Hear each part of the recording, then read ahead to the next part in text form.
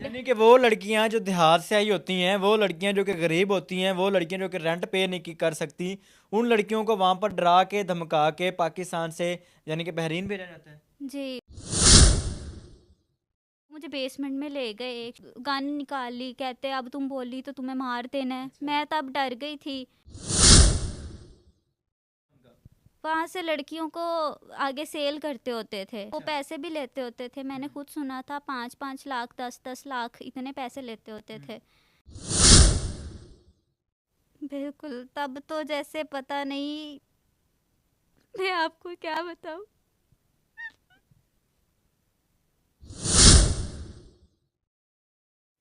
अस्सलाम वालेकुम नाज़रीन, आपका मेज़बान मुजाहिद ने अब आपकी खिदमत में हाजिर और आप देख रहे हैं अमन पॉइंट। नाज़रीन, मेरा मुआशरा नेगटिविटी में इतना आगे चला गया है कि कोई आपके पास, मैं कहता हूँ कि उसकी हद ही नहीं है। गर्ल्स हॉस्टल के अंदर जो लड़कियों से काम करवाया जाता है, आज की इस वीडियो में आपके साथ एक्सप्लेन करूँगा। मेरे साथ बैठे हुए जिस लड़की को देख रहे हैं, ये भी लड़कियों के हॉस्टल में थी। वहाँ पर आंटी होती है जिसको वार्डन कहा जाता है, वो लड़कियों से जो धंधे करवाती है, जो काम करवाती है, किस तरह इस्तेमाल किया जाता है, असले के ज़ोर पर, पैसे के ज़ोर पर, हर किस्म का लालच देकर फिर पाकिस्तान से लड़कियों को बहरीन भेजा जाता है। ये एक बहुत बड़ा सिलसिला है, एक बहुत बड़ी गैंग है। ये कैसे काम करती है, आज की इस वीडियो में इस लड़की से जानते हैं कि ये सारा मामला किया कैसे जाता है और ये सारा इतना बड़ा धंधा कितनी देर से चल रहा है, कौन चला रहा है, इसको सपोर्ट कौन करता है और ये खातून आज कैमरे के सामने कैसे बैठी है, उस गैंग से बच के कैसे आई है। अस्सलाम वालेकुम। वालेकुम अस्सलाम। क्या हाल है? मैं ठीक हूँ। इतनी बड़ी गैंग से बच के आना, इतना बड़ा आपने ऑफ कैमरा बताया कि लड़कियां पाकिस्तान से बहरीन सप्लाई की जाती हैं, कैसे मामला होता है, ये सारा निज़ाम कैसे चलाया जाता है?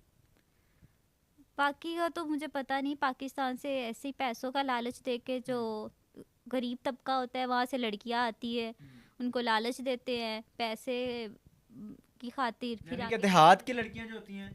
जी। अच्छा। हमारा ये मामला था कि हॉस्टल में मैं आई थी, सिंध से आई थी मैं हम्म। इधर लाहौर में पढ़ने के लिए। हम्म। तो एक आंटी के हॉस्टल में मैं रुकी। हम्म। तो वो अच्छी फैमिली लग रही थी। ऊपर छत पे उन्होंने, जो ऊपर पोर्शन था उस पे हम्म। उन्होंने लड़कियों के रहने की जगह बनाई हुई थी। हम्म। नीचे वो खुद रहते होते हम्म। थे, उनकी 2 बेटियां भी थी। तो हमें लगा कि बिल्कुल कोई भी ऐसा मामला नहीं होगा। हम्म। फिर उसके बाद आहिस्ता आहिस्ता अपनी बेटियों की तरह उन्होंने रखा। आहिस्ता आहिस्ता फिर उनका जो असल रूप था वो नज़र आने लग गया। यानी कि पहले बेटियों की तरह रखा, अपनी बच्चियों की तरह रखा, बड़ी इज्जत से, बड़े मैं कहता हूँ तहफ़्फ़ुज़ से। जी, ऐसे ही है। उन्होंने ऐसे रखा, जब मेरे पास पैसे नहीं थे, उनको पता था मैं इतना अफ़ोर्ड नहीं कर सकती। कहते अब रेंट बढ़ गया है, अब आपने इतने पैसे देने हैं। मैंने उनसे दरख्वास्त की कि मैं इतने नहीं अफ़ोर्ड कर सकती, आप मुझसे 20,000 ले लें। 20,000 से ज़्यादा नहीं, 20,000 ही तो 25,000 मेरी सैलरी है। तो 20,000 आप ले लेंगे, 5 ही मुझे बचना है, तो आप मुझे इस महीने कर दें कोई कंसेशन। तो उन्होंने कहा ऐसा कुछ भी नहीं होगा।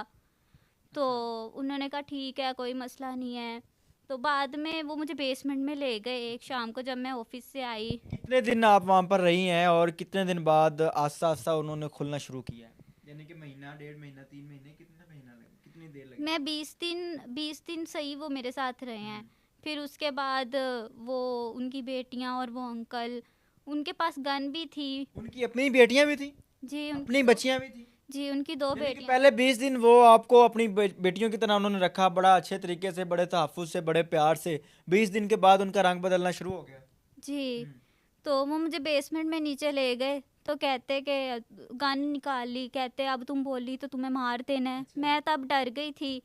मैंने तो कभी ऐसा देखा भी नहीं अच्छा, था। बेसमेंट में ले जाना लाजमी था? अगर उनके पास गन थी, वो तुम्हें तुम्हारे रूम में भी आके डरा सकते थे, धमका सकते थे ना? ऊपर वाले पोर्शन में लड़कियां रहती थी हम्म। ना, ऊपर उनको बोल देते थे वो घर चली गई है। हम्म। मेरा रूम लॉक कर दिया था, सारा अच्छा। सामान वगैरह अंदर था। हम्म। तो मैं ऑफिस से जैसे ही आई थी, ड्राइवर के साथ ही आई थी, उन वैन लगी हुई थी, हम्म। हॉस्टल की ही वैन थी। हम्म। तो सीधा वो मुझे वो जो उसकी बेटी थी हम्म। वो मुझे नीचे ले गए हम्म। बेसमेंट में। कहते बात करनी है, आपके पैसे नहीं आए। हम्म। तो मैंने उनसे कहा कि पैसे आ जाएंगे, अभी मुझे सैलरी नहीं मिली, लेकिन इतना मैं अफोर्ड नहीं कर सकती। 22,000 मेरी सैलरी है अभी, तो नेक्स्ट मंथ मेरी 25 हो जाएगी, तो फिर मैं दे दूँगी।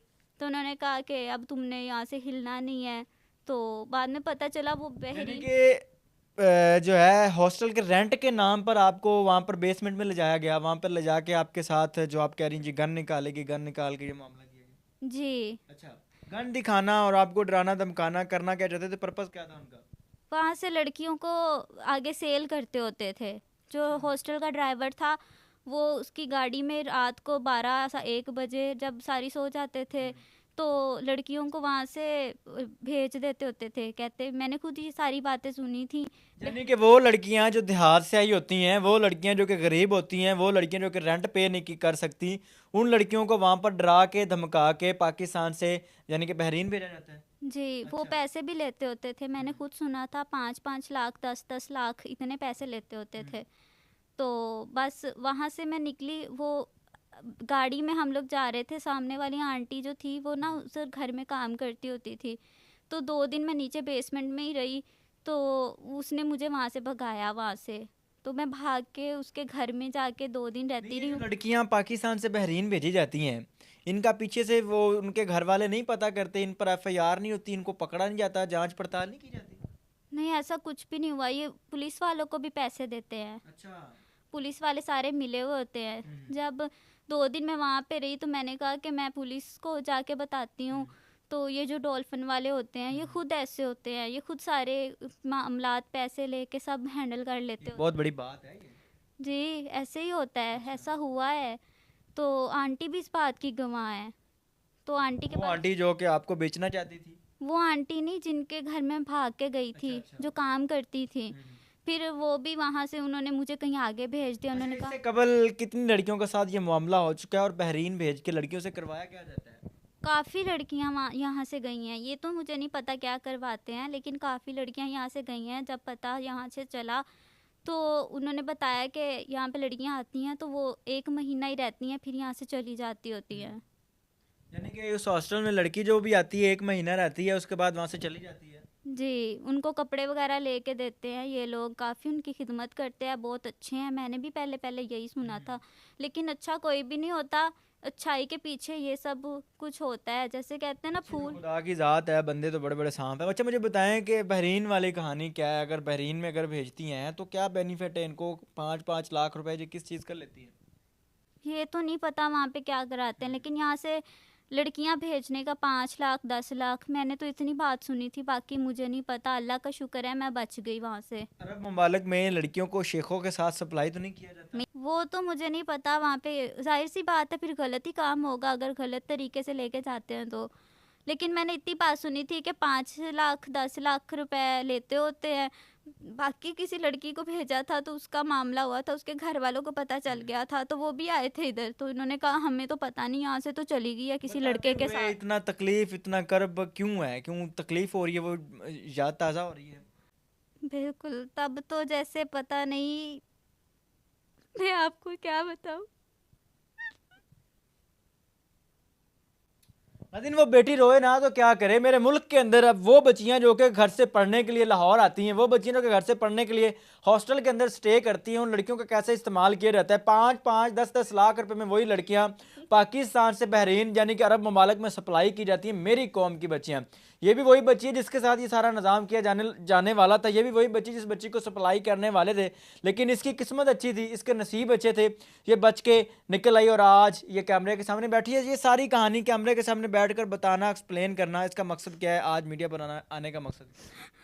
मैं बस ये चाहती हूँ कि कोई किसी की बातों में ना आए, सारी लड़कियाँ अपने पैरों पे खड़ी हो जाए, अपने साथ होने वाली ज्यादती का मुकाबला खुद करे। मैं चाहती हूँ। नाज़रीन, दिल बर्दाश्ता हो गई है और जो चीज़ें जिस लड़की के साथ जो तकलीफ़ें जो कर्ब गुजरे हों वो बताते हुए रोए ना तो क्या करें। मुझे बताइएगा कि फाइनली ये वीडियो के अंदर जो अल्फाज इस्तेमाल किए गए हैं आपकी मर्ज़ी से इस्तेमाल किए गए हैं? जी, हम इस वीडियो को पब्लिक कर सकते हैं, लोगों तक पहुंचा सकते हैं? जी, मैं लोग इजाज़त ये है? बताना चाह रही हूँ। इजाज़त है? जी, नाज़रीन, इस वीडियो का मकसद हरगिज़ नहीं कि अपने मुआशरे के अंदर खौफ व हरास फैलाना। मकसद ये है कि मुआशरे की आगाही करें, मुआशरे की अक्कासी करें और आपको बताएं कि मेरे मुल्क के अंदर किस तरह फ़िल्म चलाई जाती है, किस तरह लड़कियों को बेटियों को सप्लाई किया जाता है और किस तरह थोड़े थोड़े पैसों के लिए ब्लैकमेल किया जाता है। इस कहानी से आप क्या सीखते हैं? अपनी कीमती राय का इज़हार ज़रूर कीजिएगा। देखते रहिए अमन पॉइंट। अल्लाह निगहबान।